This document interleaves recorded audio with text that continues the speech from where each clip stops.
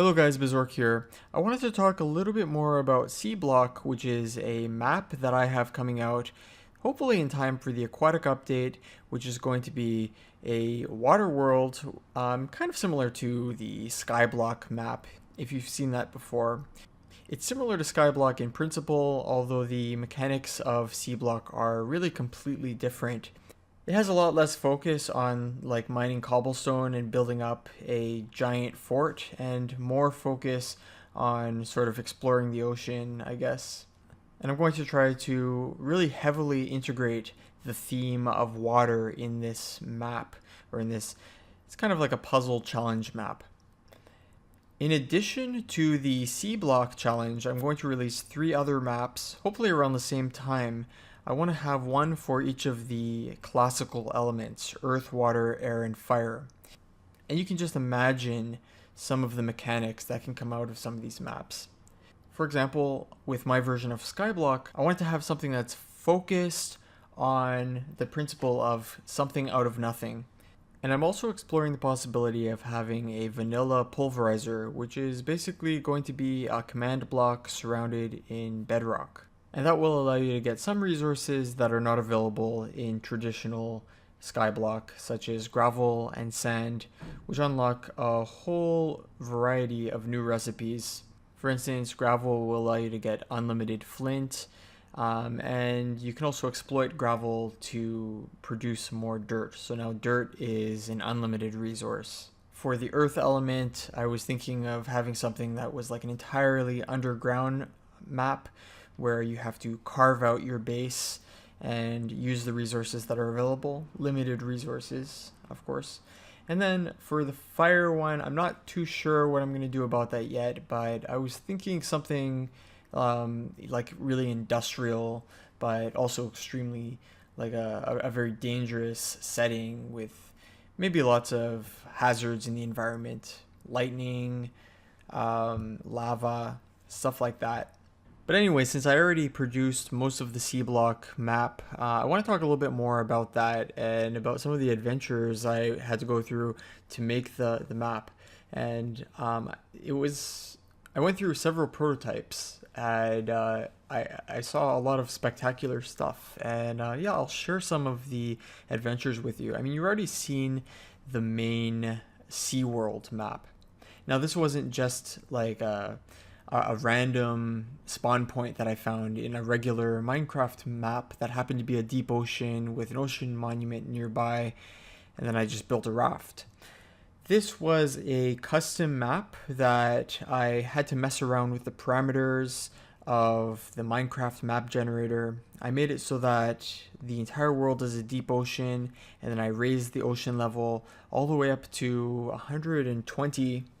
And in addition to that, I tweaked the settings to make sure that there aren't any high valleys or peaks or anything at the bottom of the ocean. I wanted it to be super difficult to extract any type of resources from the bottom of the ocean. It is possible, but it's just really hard because the resources are just really close to the bedrock at the bottom of the map. Now, the second map I wanted to show off, which was also in the promo video for Sea Block, is the lava world in the Nether. Now again, this is something that went through a couple different iterations. I started off trying to figure out if there was a way to create this map using MC Edit, because there's no way to just type in some parameters for the Nether the way that there is for the overworld. And I played around with the MC Edit. I'm not really an MC Edit expert, but it appeared to be something that wasn't really practical to be done through MC Edit, or at least I didn't know how to do it.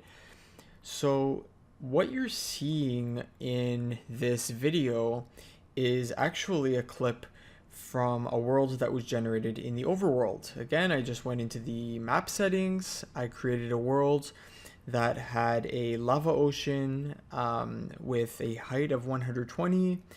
And otherwise, very similar specs to the original world. It just, it's just that it's creating a lava ocean. I wonder even if there is a lava ocean monument under all that lava somewhere. I'm not sure. There might be. That would be really interesting. But yeah, the nether in this map was generated in the overworld, and then I just copied the data files into the nether folder in the saves directory.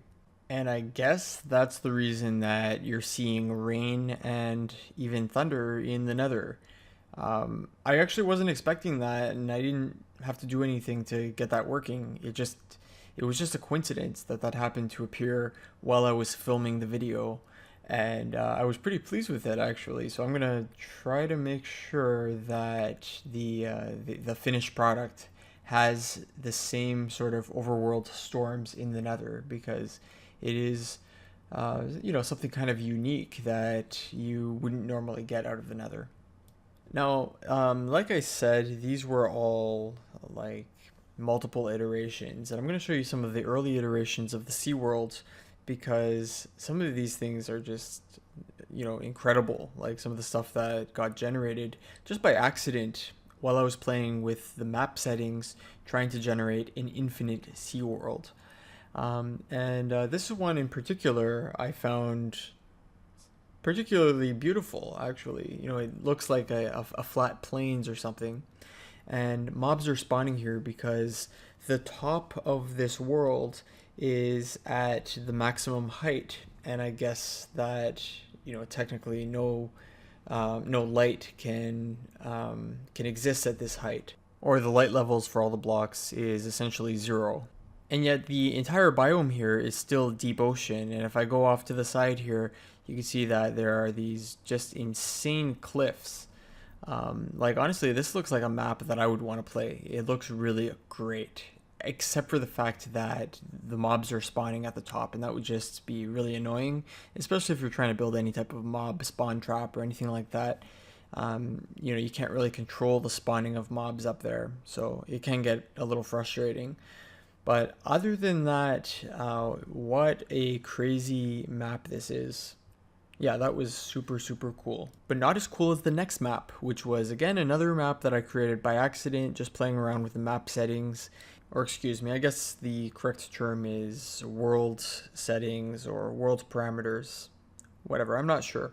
But yeah, in this case, I had forgot to set the biome type to deep ocean, and instead it was just set to allow all biomes.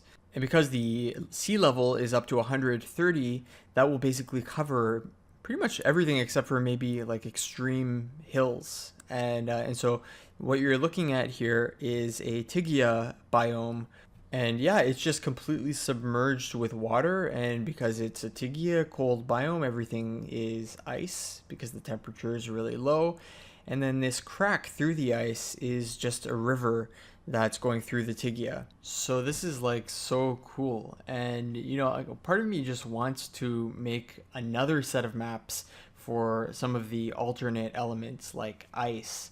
But if only I could think of an idea for like a challenge map that wouldn't be exactly like C block, but something that was more ice focused.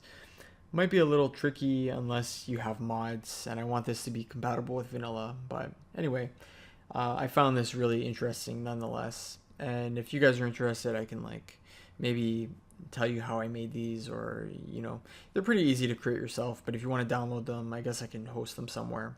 Anyway, guys, I can't wait to host these maps, and yeah, I look forward to playing them as well. And also check out the new website for this channel. I created a website, bizorke.com. I'll be hosting my live streams there, so check that out. And also, if you are interested in live streams, I've created a Discord channel, or a Discord server rather, specifically for the live streams, where you can I guess interact with me while I'm doing the live stream, and it's just easier to do that rather than checking the YouTube comments.